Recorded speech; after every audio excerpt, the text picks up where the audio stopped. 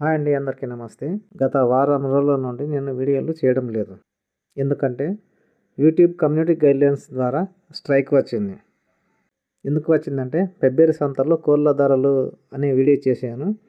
అందులో వైలెన్స్ ఉంది అనే ఉద్దేశంతో యూట్యూబ్ వాళ్ళు కమ్యూనిటీ గైడ్లైన్స్ ద్వారా స్ట్రైక్ ఇచ్చారు. నిజానికి అక్కడ వైలెన్స్ అనేది లేనే లేదు. ఒక 18 సెకండ్స్ ఆ రెండు కోడిపుంజులు కలబడతాయి. దానికి వచ్చిండొచ్చు అని నేను అనుకుంటున్నాను. నిజానికి ఈ వీడియో లోపల ఎలాంటి వైలెన్స్ లేనే లేదు. ఈ స్ట్రైక్ రావడం వల్ల నేను కొద్దిగా సాడ్నెస్గా ఫీల్ అయ్యాను.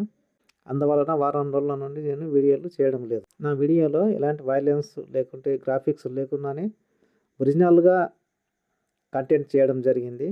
అయినప్పటికీ స్ట్రైక్ రావడం జరిగింది. దీంతో నేను కొంత కంగారు పడి ఫిబ్రవరి సంతలో కోళ్ళ ధరలు అనే వీడియోను డిలీట్ చేయడం జరిగింది. ఈ వీడియోను డిలీట్ చేయడం ద్వారా అప్పీల్ చేసుకోవడానికి వీలు లేకుండా పోయింది. తర్వాత నేను గైడ్లైన్స్ చూశాను. చూసిన తర్వాత ఈ టెక్ ఛానల్స్ను కూడా కొన్నిటిని అబ్జర్వేషన్ కొరకు చూశాను. ఆ టెక్ ఛానల్స్ చూడడం వల్ల నాకు అర్థమైన విషయం ఏమిటంటే కమ్యూనిటీ గైడ్లైన్స్ ద్వారా స్ట్రైక్ వచ్చినప్పుడు వీడియోను డిలీట్ చేయకూడదు. మన వీడియోలో గ్రాఫిక్స్ కానీ వైలెన్స్ కానీ ఇవి లేనప్పుడు మనం అప్పీల్ చేసుకోవడానికి అవకాశం ఉంటుంది. కానీ తొందరపడి ఏదో అవుతుందనే ఉద్దేశంతో డిలీట్ మాత్రం చేయకూడదు. కానీ నేను తొందరపడి డిలీట్ చేయడం జరిగింది. అప్పీల్ చేసుకోవడానికి వీలు లేకుండా పోయింది. దీంతో ఇబ్బంది పడవలసి వచ్చింది. అందుకే నేను ఈ వారం రోజుల నుండి వీడియోలు చేయడం లేదు. నేను మొదట ఏమనుకున్నానంటే యూట్యూబ్కు ఏం తెలుస్తుంది ఈ వైలెన్స్ కానీ గ్రాఫిక్స్ కానీ అని అనుకునేవాడిని. కానీ రెండు కోడిపుంజులు కలబడినప్పుడు వాటి మధ్య రక్తపాతం కానీ హింస కానీ జరుగుతుందనే ఉద్దేశంతో నా ఛానల్కు స్ట్రైక్ రావడం జరిగింది. ఈ స్ట్రైక్ అనేది వారం రోజుల దాకా ఉంటుంది. ఎలాంటి వీడియోస్ అప్లోడ్ కాకూడదు, షేర్ చేయకూడదు, లైక్ చేయకూడదు. ఈ విధంగా కండిషన్స్ యూట్యూబ్ పెట్టింది. అయితే 90 డేస్ లోపల మళ్ళీ స్ట్రైక్గా వస్తే ఛానల్ డిలీట్ అవుతుంది. నేను చేసిన వీడియోను కూడా ఫిబ్రవరి సంతలో కోళ్ళ ధరలు అనే వీడియోను కూడా యూట్యూబ్ స్ట్రైక్ చేసి ఆల్రెడీ రిమూవ్ చేయడం జరిగింది. అయినా మనం అప్పీల్ చేసుకోవడానికి అవకాశం ఉంది. కానీ మనం మాత్రం డిలీట్ చేయకూడదు. కానీ నేను తొందరపడి చేయడం వల్ల అప్పీల్ చేసుకోవడానికి వీలు లేకుండా పోయింది.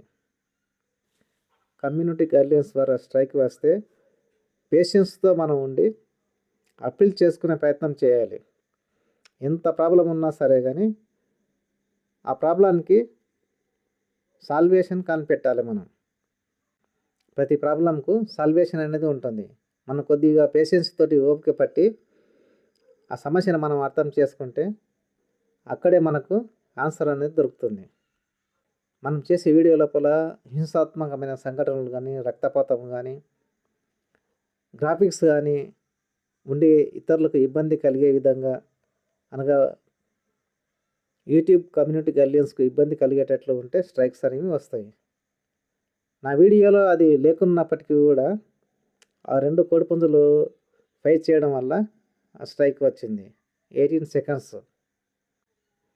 జనవరి 4 నుండి 1 వీక్ తీసుకుంటే ఈ నెల 11వ తేదీన ఈ స్ట్రైక్ అనేది రిమూవ్ కావచ్చు. ఈ స్ట్రైక్ రిమూవ్ అయిన తర్వాత మళ్ళీ యథావిధిగా మనం వీడియోలు అప్లోడ్ చేసుకోవచ్చు, షేర్ చేసుకోవచ్చు అనేది విషయం నేను టెక్ ఛానల్స్ ద్వారా తెలుసుకోవడం జరిగింది. కొంతమంది మిత్రులను కూడా ఫోన్ చేసి అడిగి వివరాలను తెలుసుకోవడం జరిగింది. కానీ తొందరపడి మాత్రం నా మాదిరి వీడియోని ఎప్పుడు కూడా డిలీట్ చేయకూడదు.